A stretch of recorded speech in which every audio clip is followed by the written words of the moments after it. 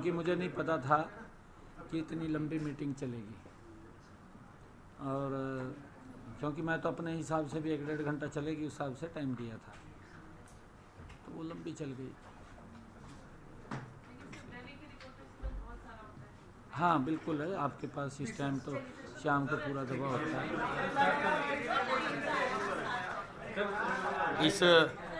क्या कहेंगे इस अवरुद्ध के लिए मैं क्षमा मांगता हूँ क्योंकि आपका भी समय बड़ा 1-1 मिनट इस टाइम पूरा टाइट होता है, और उसके अंदर आप लोगों ने इतनी प्रतीक्षा करनी पड़ी है। आज मैं कारगिल विजय दिवस पूरा देश उन शहीदों को नमन कर रहा है जिन्होंने इस भारत भूमि की रक्षा के लिए अपने प्राणों को न्यौछावर किया है। हमारी रक्षा सुरक्षा के लिए वो भारत माँ के लाल जिन्होंने दुर्गम परिस्थितियों में जब माइनस टेम्परेचर होता है, उस माइनस टेम्परेचर के अंदर भी बॉर्डर के ऊपर खड़े होकर के पाकिस्तान की तरफ से फैले हुए उस आतंकवादी युद्ध को उन्होंने नेस्तनाबूद करने का काम किया है, उसके ऊपर विजय हासिल की है। मैं आज सभी कारगिल दिवस के इस अवसर पर सभी उन महान भाव को अपनी सच्ची श्रद्धांजलि अर्पित करता हूं, उनको नमन करता हूं। आज आदरणीय प्रधानमंत्री जी ने द्रास में उन शहीदों को नमन करने के लिए वहां पर गए थे, और आदरणीय प्रधानमंत्री जी ने जो अग्निवीर को लेकर के पिछले दिनों हमारी सरकार ने उनको योजनाबद्ध तरीके से आगे बढ़ाने का निर्णय लिया है, उसकी प्रशंसा आदरणीय प्रधानमंत्री जी ने की है। मैं दिल से आदरणीय प्रधानमंत्री जी का जो उनका एक विजन है, जो उनकी परिकल्पना है, आदरणीय प्रधानमंत्री जी की जो परिकल्पना है, उस परिकल्पना को हम मजबूती से आगे बढ़ाने का काम कर रहे हैं। आज आदरणीय प्रधानमंत्री जी ने उसकी पूरी पूरी प्रशंसा वो की है कि हरियाणा ने जो हमारे अग्निवीर हैं उनको किस तरीके से रजिस्ट किया जाए, किस तरीके से उनको आगे बढ़ाया जाए, उसके लिए आज आदरणीय प्रधानमंत्री जी ने हरियाणा को अप्रिशिएट किया है। और जब अप्रिशिएट अगर एक बड़े मिशन के लिए वो करते हैं तो मैं दिल से आदरणीय प्रधानमंत्री जी का धन्यवाद करता हूं, और उनके मिशन को हम कभी पीछे नहीं रुकने देंगे, उसको आगे बढ़ाने का काम करेंगे। परंतु आज कारगिल दिवस है, आज पूरा देश उन शहीदों को नमन कर रहा है, परंतु दुर्भाग्यपूर्ण है कांग्रेस आज भी उसके अंदर राजनीति में लगी हुई है। कांग्रेस कहीं पर भी उन शहीदों को याद नहीं कर रही, कहीं कोई फेसबुक, सोशल मीडिया या किसी स्थान के ऊपर कांग्रेस जाकर के उन रणबांकुरों को जिन्होंने इस भारत भूमि की रक्षा के लिए अपने प्राणों को न्यौछावर किया है, उनको याद नहीं किया, उसके ऊपर राजनीति में लगी हुई है। यह दुर्भाग्यपूर्ण है। और मैं आज आपको बताना चाहता हूं कि आज पूरा देश जिस प्रकार से कारगिल को फतेह करने वाले अपने वीर सपूतों को श्रद्धांजलि दे रहा है, आदरणीय प्रधानमंत्री नरेंद्र मोदी जी ने भी द्रास में स्थित वार मेमोरियल जाकर के जवानों को श्रद्धांजलि दी है। लेकिन कांग्रेस के राष्ट्रीय अध्यक्ष मल्लिकार्जुन खड़गे आज के दिन भी राजनीति करने में लगे हुए हैं। यह दुर्भाग्यपूर्ण है। आज के दिन भी झूठ फैलाने में लगे हुए हैं। ये एक इतिहास हमारे सामने है। देश के युवाओं को गुमराह करने में ये कांग्रेस के लोग लगे हुए हैं। आज हमने कारगिल के योद्धाओं को श्रद्धांजलि देते हुए हजारों तस्वीरें अपने सोशल मीडिया के ऊपर हम सब ने देखी हैं, लेकिन एक भी तस्वीर कांग्रेस की तरफ से सोशल मीडिया या कहीं किसी उस जो हमारे शहीद सैनिक हुए हैं उनके किसी भी स्टैचू के ऊपर जाकर के उन्होंने उनको नमन किया हो, दुर्भाग्यपूर्ण है कांग्रेस के लिए। यहाँ तक कि आज भी कांग्रेस क्योंकि उस दिशा के अंदर वो चल रही है कि जब हमारे जवान डोकलाम के अंदर हमारे जवान भारत के जो जवान और चीन के सेना के सामने डट करके खड़े थे, मजबूती से खड़े थे। उस समय भी क्योंकि राहुल गांधी जी अंधेरे में छुप करके चाइना दूतावास के अंदर वार्ताएं कर रहे थे। दुर्भाग्यपूर्ण है। इनको, हमारे सैनिकों को बदनाम करना, उनको नीचे दिखाना, ये कांग्रेस के डीएनए के अंदर मुझे लगता है कि वो शामिल है। हमारी सेना के जवान चीनी सेना से दो दो हाथ कर रहे थे, तब भी राहुल गांधी ने जवानों के निपटने की बात कही थी। जब LAC के ऊपर जब हमारे जवान चाइना के जवानों को खदेड़ने का काम कर रहे थे, उस समय भी राहुल गांधी ने देश के जवानों के पीटने की बात उन्होंने कही थी, और मजबूती से हमारे जवान उसके अंदर आकर के चाइना सैनिकों के सामने मुंह तोड़ जवाब देने का काम हमारे सैनिकों ने किया। ये झूठ फैलाने का काम कांग्रेस के युवराज और कांग्रेस की तमाम लीडरशिप, आज देश इनसे सवाल पूछ रहा है। ये झूठ तो फैलाते हैं, झूठ तो बोलते हैं। इनके, मैंने कहा है कि इनके डीएनए के अंदर ये शामिल है। कांग्रेस के नेता राफेल के ऊपर झूठ बोले हैं, सुप्रीम कोर्ट में जाकर के माफी मांगनी पड़ी, आपके सामने है। और इन्होंने सीमा पर विकास न करने की अपनी नीति बना रखी थी कि जब इनका कार्यकाल था कांग्रेस का, इन्होंने कोई भी विकास सीमा के ऊपर, सीमा को मजबूत करने के लिए नहीं किया। इनकी जो सोच थी कि वहाँ पर जिस प्रकार से उसको ढीला छोड़ा जाए, और चाहे वो चाइना है चाहे वो पाकिस्तान है, जिस प्रकार से आतंकवाद और उसकी विस्तारवाद की जो नीति थी, उस नीति को ये लोग उसको पूरा न करते हुए उसको समर्थन देने का ये काम करते रहे हैं अपने समय के अंदर। और मैं ये भी कहना चाहूँगा कि कांग्रेस के यूपीए के शासन में सरकार तो हमारी सेनाओं के लिए बुलेट प्रूफ जैकेटें भी नहीं खरीद पाई। ये हम सबको मालूम है। कांग्रेस का शासन कि हमारे सैनिकों को सुरक्षा के लिए बुलेट प्रूफ जैकेटें ही दे दे, अभाव था। हमारे जो एडवांस तकनीक के हथियार हैं उनका अभाव था। किस प्रकार का इनका शासन तंत्र रहा है। परंतु मुझे आदरणीय प्रधानमंत्री जी के जो कार्य किए हैं, आज हम भारत बहुत सारे कई प्रोडक्ट्स के अंदर, जो आर्मी के प्रोडक्ट्स हैं उसके अंदर आत्मनिर्भर बना है। बाहर भी भेजने का काम हमारी सरकार कर रही है। आदरणीय प्रधानमंत्री नरेंद्र मोदी जी, कांग्रेस ने जो गलतियां की हैं उन गलतियों को सुधारने का काम नरेंद्र मोदी जी कर रहे हैं। हमने सर्जिकल स्ट्राइक, एयर स्ट्राइक में देखा है, कांग्रेस सेना की वीरता के सबूत मांग रही है। दुर्भाग्यपूर्ण है, आज भी राजनीति कर रहे हैं। और हमने कहा है कि जो अग्निवीर हैं, आदरणीय प्रधानमंत्री जी का एक बड़ा विजन है, परिकल्पना है, और हमने एक भी अग्निवीर वो फ्री ना रहे उसके लिए अलग पॉलिसी हरियाणा के अंदर बनाई है, जिसकी प्रशंसा आदरणीय प्रधानमंत्री जी ने की है। मैं आदरणीय प्रधानमंत्री जी ने जो हरियाणा की प्रशंसा की है उसका मैं दिल से धन्यवाद करता हूं। उनकी जो परिकल्पना है उस परिकल्पना को हम मजबूती से आगे बढ़ाने के लिए काम कर रहे हैं।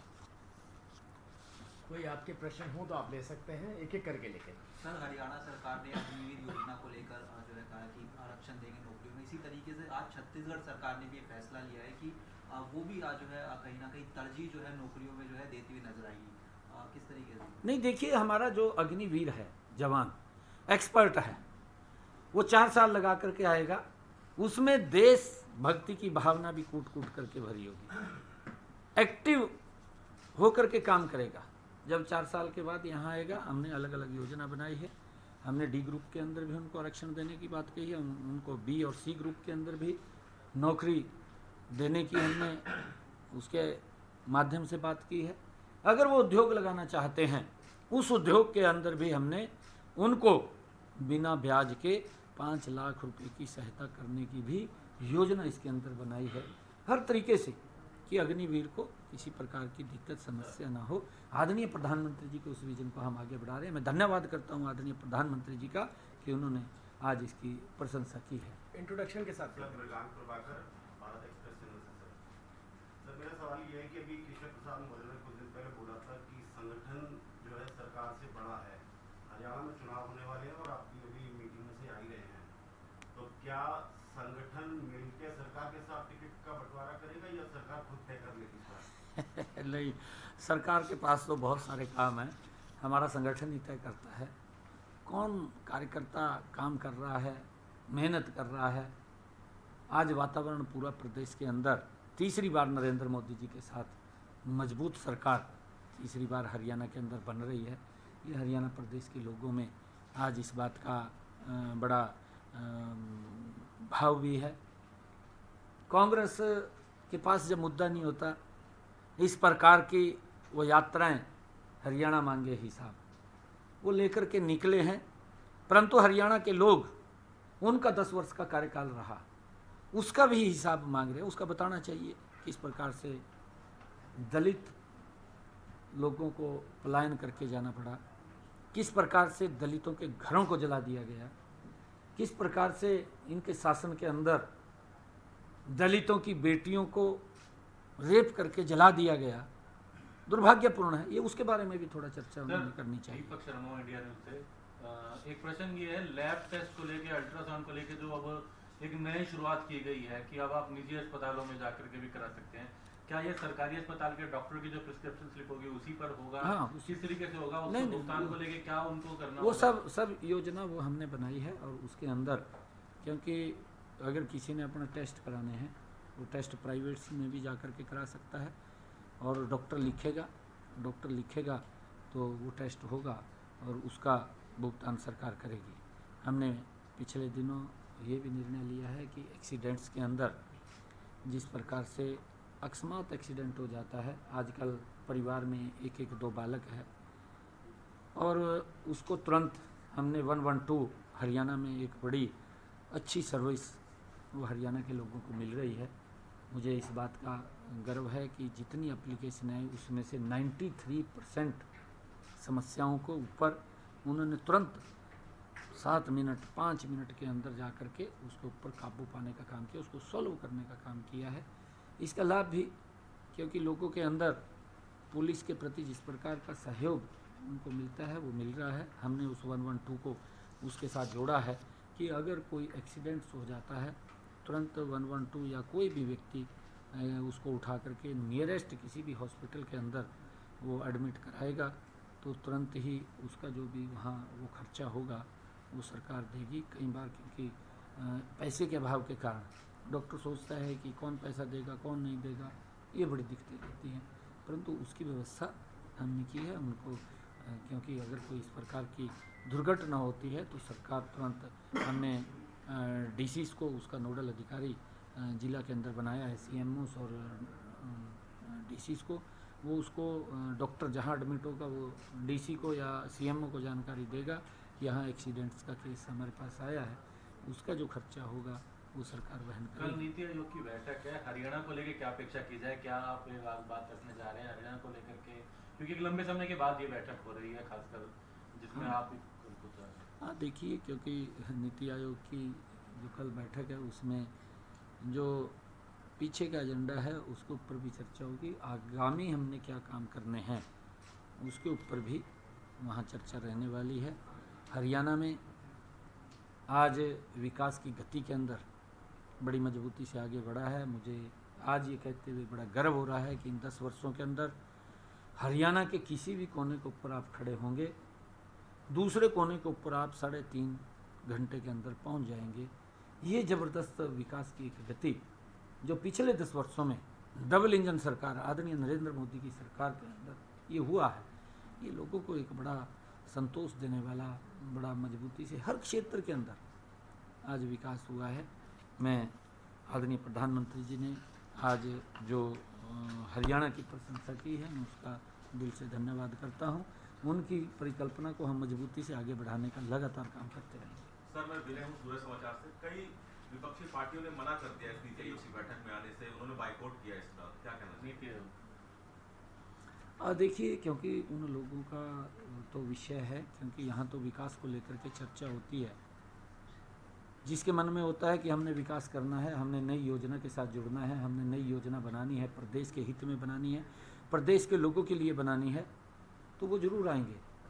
जिनके मन में कुछ और है, वो विकास को नहीं, वो कई बार तो अब मैं नहीं कहूँगा, उनके मन में जो है तो वो अपना तय करेंगे कि वो विकास चाहते हैं नहीं चाहते हैं।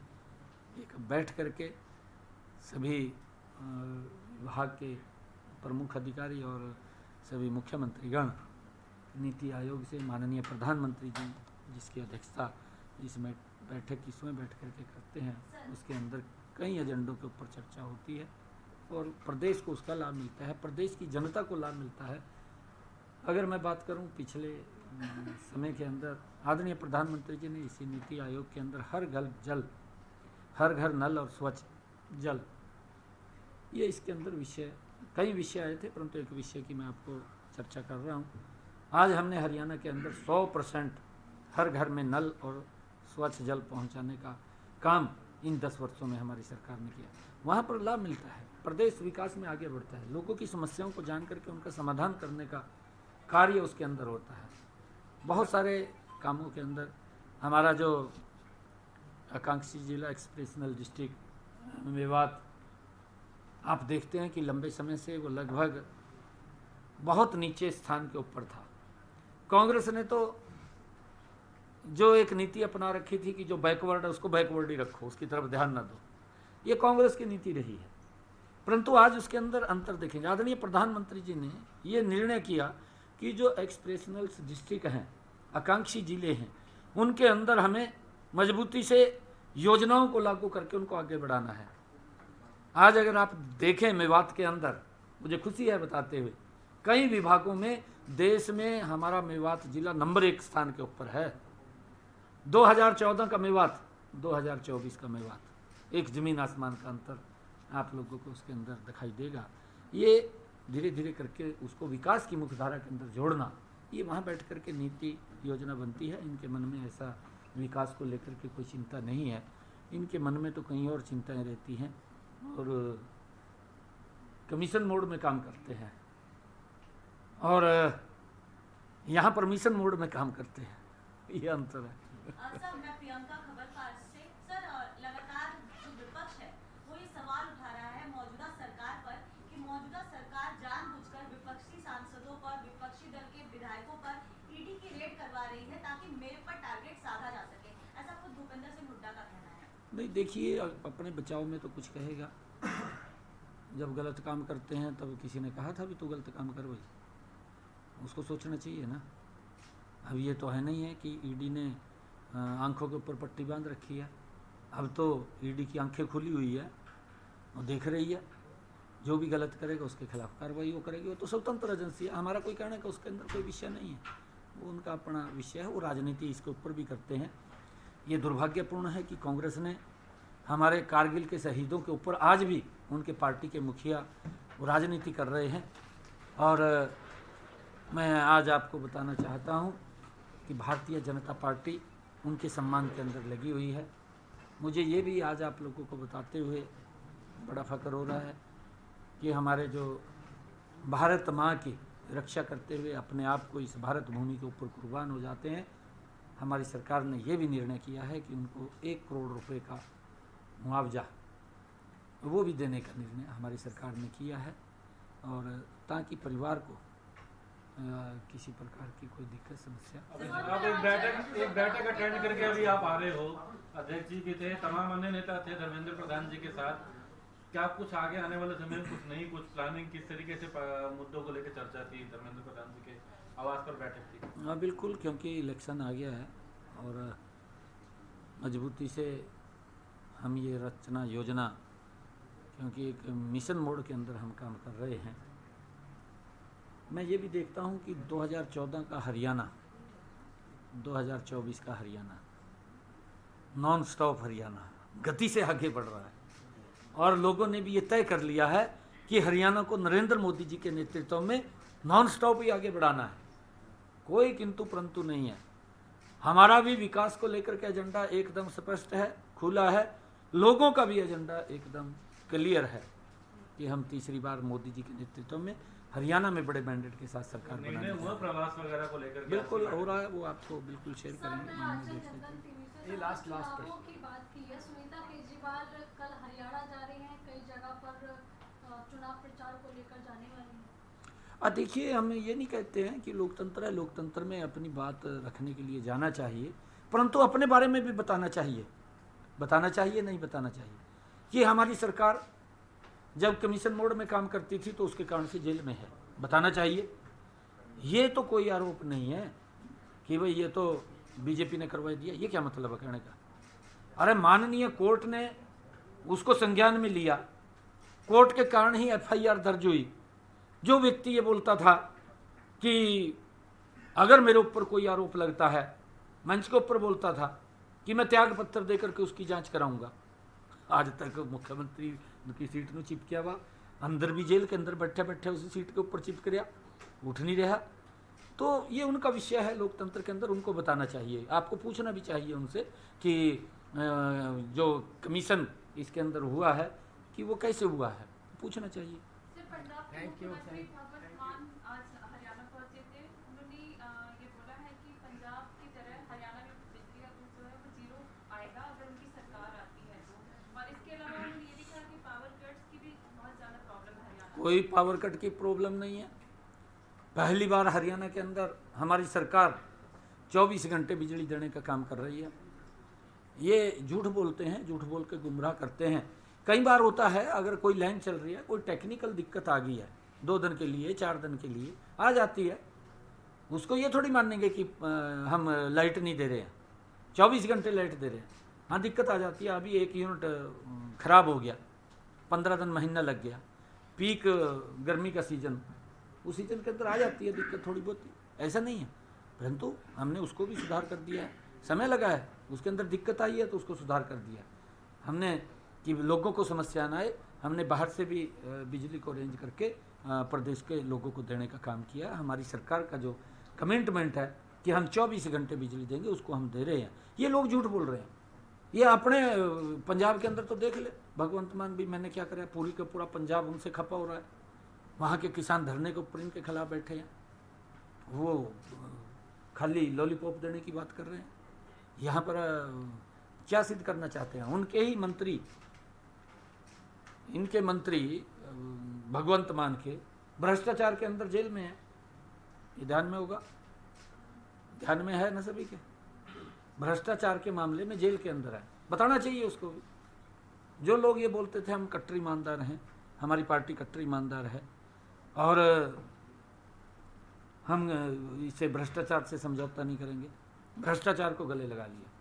जो लोग ये बात बोलते थे कि कांग्रेस इतनी भ्रष्टाचारी पार्टी है कि मैं बच्चों की कसम खाता हूँ, मैं कभी उससे समझौता नहीं करूँगा, एक तरफ गाली दे रहा है, दूसरी तरफ गले मिल रहा है, क्या कारण है? किस कारण से? अरे ये पूछना चाहता है।